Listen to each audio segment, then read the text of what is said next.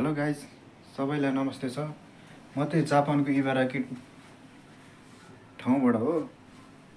आज चाहिँ धेरै नै ठुलो हिउँ परेकोले बाहिर निस्किन सक्नु छ। एक झलक हजुरहरूलाई पनि देखाउन चाहन्छु। ट्रेनहरू सबै कुराहरू जाम भएर बसेको छ आज। यहाँ हेर्नु हालतहरू यस्तो छ। म चाहिँ इबाराकीबाट हो।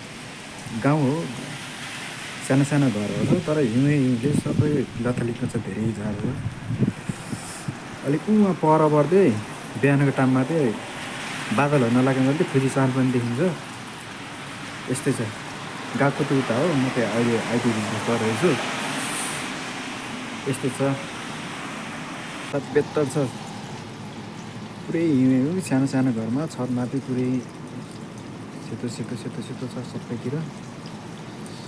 अझै हिउँ पर्न लागेको जस्तो छ। उतातिर कालो मैलो जस्तो छ। ताइफु पनि आउन सक्छ यस्तो बेलामा त। यस्तो छ।